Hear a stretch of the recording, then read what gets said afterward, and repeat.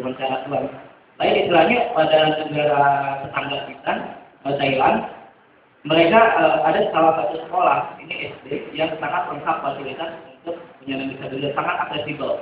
Padahal di sana dari sekian ratus murid hanya terdapat 5 penyandang disabilitas. Nah, ada seorang wartawan yang bertanya kepada pengelola sekolah itu, kenapa ini sangat aksesibel sedangkan yang gunain cuma 5 itu aja katanya.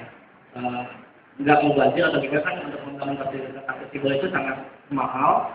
Nah, dia menjawabnya gini, ini bukan hanya untuk 5 orang anak disabilitas itu saja, tapi ini pendidikan untuk semua anak di sekolah ini, di mana mereka juga bisa menghargai bahwa fasilitas ini hanya untuk teman-teman disabilitas. Habis itu mereka juga bisa berinteraksi secara langsung. Jadi inklusif, sangat inklusif. Tapi di belakang itu ada faktor lain yang yang bisa menyebabkan hal itu terjadi, yaitu kalau nggak salah anak rajanya itu, anak raja atau anak pejabatnya yang jelas itu seorang tunanetra. Pasti ada sejarah-sejarah itu. Nah, mungkin di Indonesia belum ada ini ya. Mungkin kalau saya nanti jadi presiden, insya Allah. Amin, amin. Jadi apa ya? Secara fungsionalnya masih sulit untuk jalan. Jangankan di daerah-daerah, di Jakarta saja saya teman-teman disabilitas masih sulit. Kalau tunanetra masih mending, dia pakai tongkat doang bisa loncat dan loncat sini. Yang tunadaksa itu gimana yang pakai kursi roda? Masa harus naik taksi terus? Jadi disabilitas itu emang diwajibkan untuk kaya, harus punya mobil sendiri. Begitu. Nah, itu mungkin untuk kedepannya mudah-mudahan Indonesia bisa lebih baik lagi dan mengharapkan untuk gubernur yang satu ini Pak Joko Widodo ya, boleh di-mention lah. Udah ngasih fasilitas yang cukup akses juga di Kota Solo, meninggal dia dan mudah-mudahan bisa mengarah ke Jakarta. Dan untuk Kartunet sendiri ini kami adalah inisiatif kami untuk membuat Kartunet.com ini. Kami ada berempat, saya, Riko, kemudian Dimas, ada juga Aris dan Ilawan, yang waktu itu kita suka bikin karya. Saya yang Dimas suka nulis, kemudian Aris suka bikin tutorial gitu.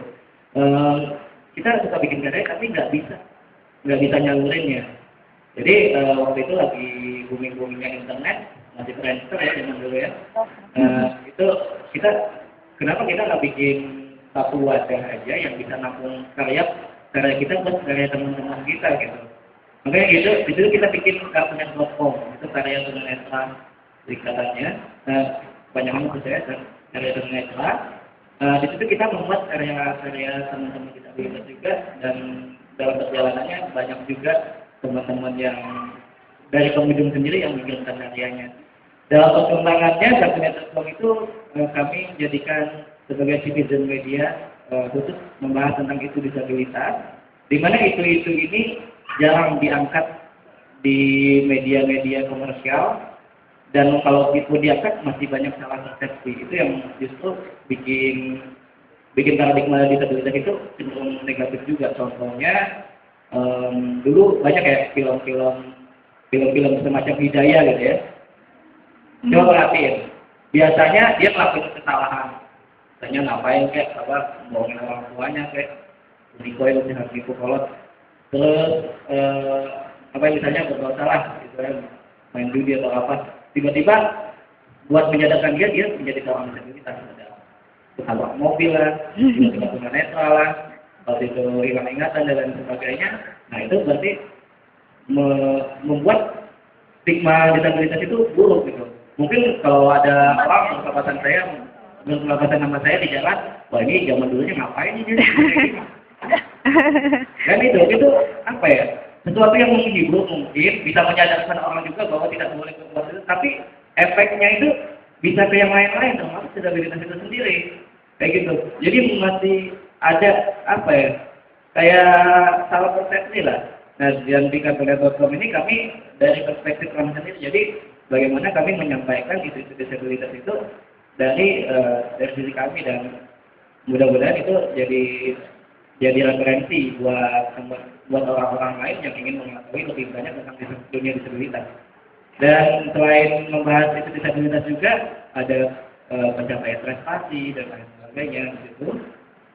Dan pada tahun 2011 kami membuat sebuah komunitasnya. Jadi waktu itu dari 2006 itu hanya website saja, dan pada tahun 2011 kami buat sebuah komunitas, Kabinet Community, di mana komunitas ini adalah komunitas yang memanfaatkan teknologi untuk mengatasi hambatan sehari-hari. Nah, hambatan-hambatannya yang tadi kita untuk kembali lagi ke pendidikan, kita sekolah di sekolah inklusi. Gimana banyak orang yang bertanya gimana caranya? Emang kamu bisa baca emang bisa baca di teks, emang bisa gini. Nah, dengan teknologi ya bisa menjawab semua itu. Contohnya ada komputer bicara, komputer bisa bicara. Ya, ini komputer bicara adalah yang komputer yang dilengkapi oleh screen hanya komputer biasa. Ini saya bawa juga. Mana tadi? Jadi dia menerjemahkan dari teks to speech. Jadi dari teks ke suara. Jadi kita bisa mengakses informasi. Kalau dari buku teks kita biasanya kita scan dulu, kemudian kita baca di notebook atau di PC kayak gitu. Jadi walaupun emang kerjanya harus ekstra lebih keras, kita nggak hanya beli buku, scan lagi, habis itu ngedit lagi dan lain sebagainya. Jadi emang lebih keras usahanya. Kemudian untuk di kelas juga kita pakai teknologi juga kayak direkam dulu, kejelasan dulu, habis itu juga bisa memvisualisasikan apa yang dia terangkan dan lain sebagainya. Nah, di Startnet kita juga belajar tentang komputer bicara, tapi kita bukan dasar komputer bicara. Jadi rata-rata teman-teman yang datang ke Startnet itu sudah bisa mengakses komputer bicara sendiri. Kita lebih fokus ke pengembangan minat dan bakat. Contohnya kita punya kelas sosial media dan blogging, di mana sosial media dan blogging